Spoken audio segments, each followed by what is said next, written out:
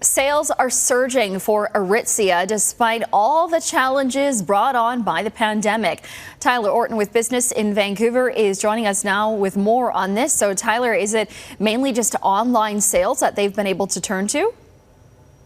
Well, it's interesting. Aritzia is admitting that, e-commerce is doing very well, but the Vancouver-based fashion house is pointing to other factors here, especially their expansion into the U.S. market, and it's leading them to massive surge in revenue, which flew up 122% to almost $247 million in the first fiscal quarter. Net income profit, was up at almost $18 million compared to when they had a $26.5 million loss during the same period last year. That was during the height of the pandemic.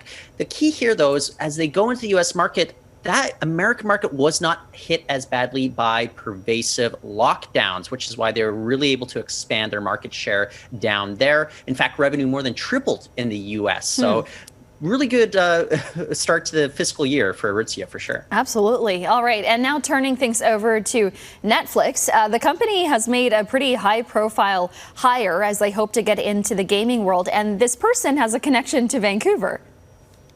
Yeah, well, Facebook executive Mike Verdu, he's been tapped by Netflix to lead their gaming division. Now, he's previously responsible for Facebook's Oculus VR headset division, but there's, as you say, a very interesting connection to BC. Prior to Facebook, Verdu was an executive at Vancouver-based gaming developer Kabam, one of the biggest gaming companies in the city. And sources tell Bloomberg that the plan is for Netflix to build out the gaming team in the coming months, with plans to launch video games on the streaming platform within the next year. It's really Netflix's biggest move beyond the world of TV and film. I'm very curious how people will respond to using this platform as a gaming jumping off point.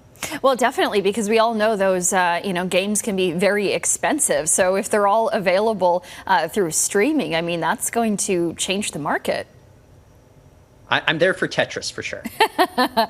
Sounds good. I like that throwback. Tyler, thanks so much for joining us today.